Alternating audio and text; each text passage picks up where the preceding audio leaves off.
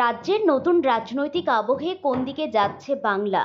ধর্ম, রাজনীতি, বিভাজন, চাকরি, সীমান্ত, সাধারণ মানুষের ভবিষ্যৎ।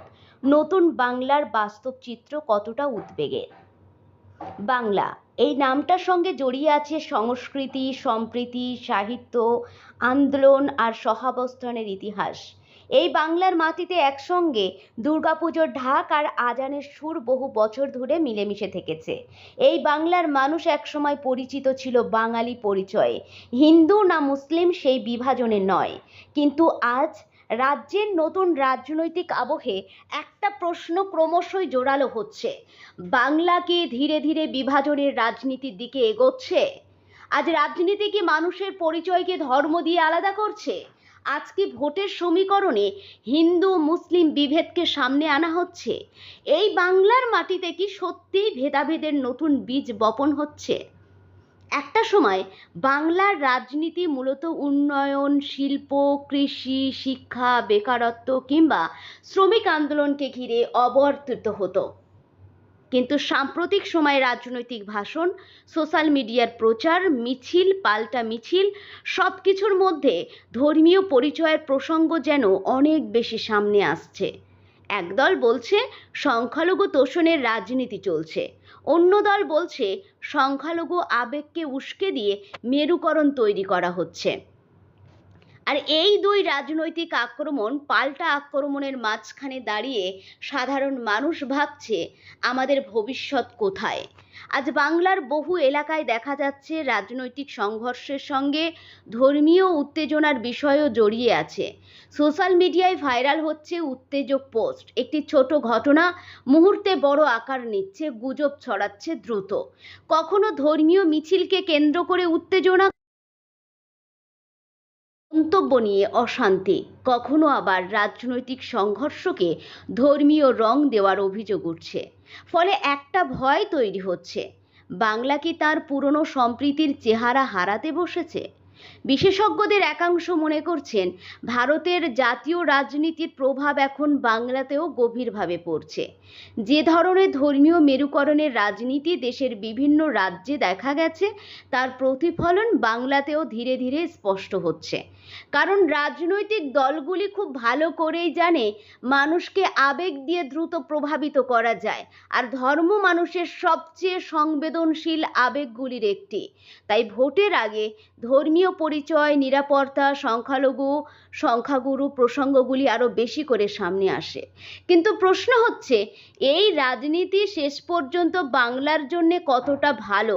যেখানে যুবকদের বড় অংশ চাকুরির জন্য হতাশ, যেখানে শিল্প নিয়ে প্রশ্ন রয়েছে, যেখানে সীমান্ত এলাকায় নিরাপত্তা, পাচার, অনুপ্রবেশ নিয়ে বিতর্ক চলছে, যেখানে গ্রামে গ্রামে এখনো স্বাস্থ্য শিক্ষার সমস্যা রয়েছে, সেখানে কি মূল ইস্যু হওয়া উচিত ছিল উন্নয়ন নয়? আজ অনেক সাধারণ মানুষ মনে করছেন, বাস্তব সমস্যাগুলি থেকে নজর ঘোরাতেই বিভেদের রাজনীতি সামনে আনা হচ্ছে। কারণ মানুষ যখন ধর্ম নিয়ে উত্তেজিত হয়, তখন চাকুরি, দুর্নীতি, শিক্ষা, শিল্প এই প্রশ্নগুলি অনেক সময় পেছনে চলে যায়, আর রাজনৈতিক লাভের অঙ্ক তখন সহজ হয়ে ওঠে। কিন্তু বাংলার ইতিহাস অন্য কথা বলে। এই বাংলাতেই কাজী নজরুল ইসলাম লিখেছিলেন সাম্যের গান। এই বাংলাতেই রবীন্দ্রনাথ মানুষকে ভেদাভেদের ঊর্ধ্বে উঠতে শিখিয়েছিলেন। এই বাংলাতেই স্বাধীনতা আন্দোলনে হিন্দু মুসলিম একসঙ্গে লড়েছেন। তাহলে আজ কেন সেই বাংলার সমাজে বিভেদের আলোচনা বাড়ছে?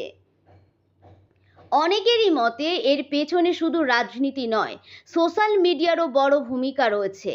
আজ ফেসবুক, ইউটিউব, হোয়াটসঅ্যাপ এই মাধ্যমগুলিতে সবচেয়ে দ্রুত ছড়াচ্ছে উত্তেজক বার্তা, ভুয়ো খবর, কাটাছেঁড়া ভিডিও, পুরনো ঘটনার নতুন প্রচার। এসবের মাধ্যমেই মানুষের মধ্যে সন্দেহ, ক্ষোভ তৈরি হচ্ছে। আর রাজনৈতিক দলগুলি এই ডিজিটাল যুদ্ধকে গুরুত্ব দিচ্ছে। তবে এই পরিস্থিতিতে সবচেয়ে বড় দায়িত্ব সাধারণ মানুষের।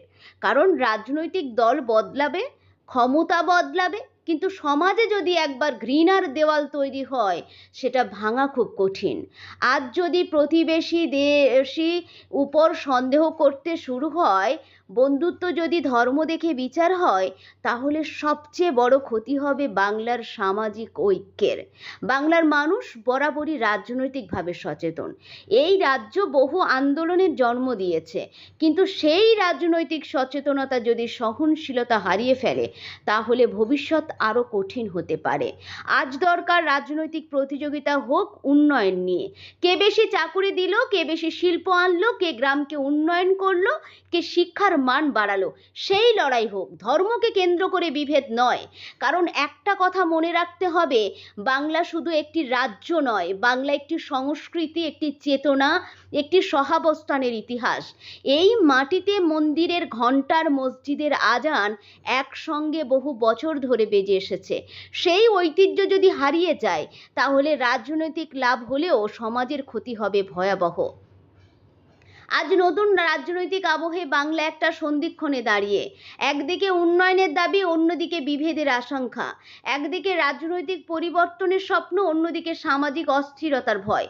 এই পরিস্থিতিতে বাংলার ভবিষ্যৎ নির্ভর করবে মানুষের উপর।